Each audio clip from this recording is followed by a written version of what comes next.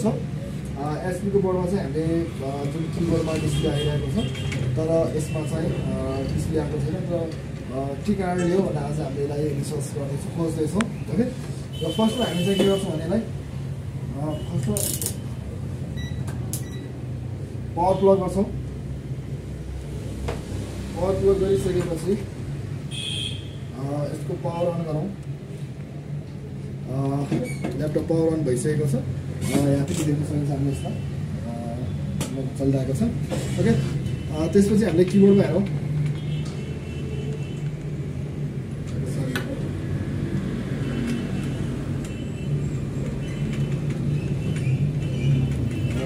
किबोर्डमा display आइसकेको छ यसमा किबोर्ड यसमा पनि डिस्प्ले आइसकेको छ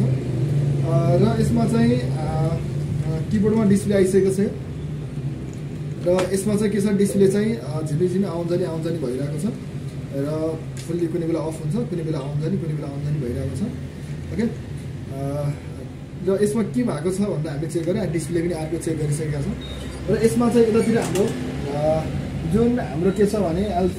एलबिडिएस कनेक्टर हुन्छ त्यसमा यो पिनमा चाहिँ अथवा 1 र 2 नम्बर पिनमा चाहिँ 3.3 भोल्ट हुनुपर्ने हो र यसमा चाहिँ एकदम कम भोल्ट देखाइरहेको छ हेरौँ यसमा जुन हाम्रो U508 भन्नेमा छ त्यो देखाउनु है हल्का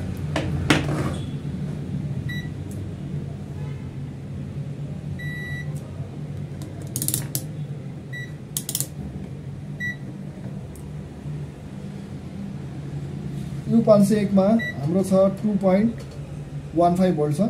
तर एक्चुअली हुनुपर्ने भोल्ट चाहिँ कति थियो भन्दाखेरि 3.3 भोल्ट थियो 3.3 भोल्ट आउटपुट हुनुपर्ने थियो जुन V3S LVDS LVD VDD भनेर थियो त्यो जुन भोल्ट के छ यसमा एकदम लो भोल्ट आइरहेको छ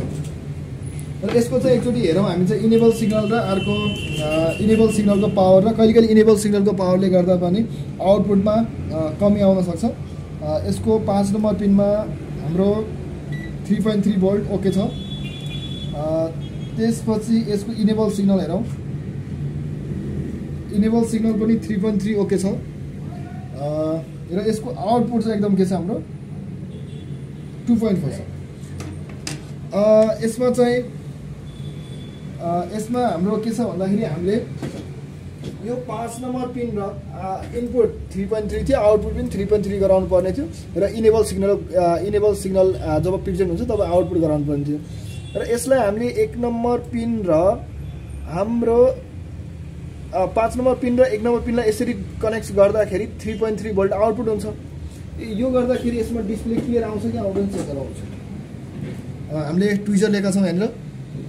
ट्विजर लिएका छ ट्विजरलाई 1 नम्बर पिन र 5 नम्बर पिनलाई हामी सर्ट गराउँछौँ एक्चुअली ओके 1 नम्बर पिन र 5 नम्बर पिनलाई सर्ट गराउँदा के छ यो ओके छ ल हामीसँग अहिले 1 र 5 गर्दाखेरि त्यो पुरै आउटपुट फुल भएको छ र यसको सेम बोर्ड हामीसँग यसमा यहाँनिर छ मसँग सेम बोर्ड मसँग छ र यसको हामीसँग पार्ट नम्बर पनि सेम छ र यसमा यहाँनिर लागेको छ यसलाई हामी एक्चुअली यो कम्प्युटरलाई एक्चुअली चेन्ज गरेर हेर्छौँ ओके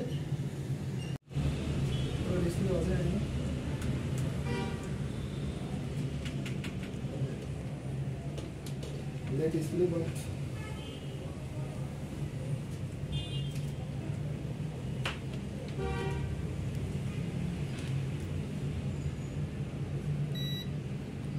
ओके अब यसमा चाहिँ हामीले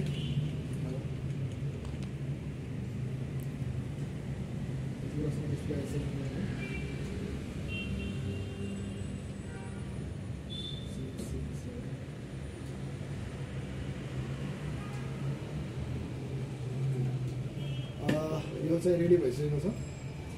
डिस्प्ले आइसकेको छ ओके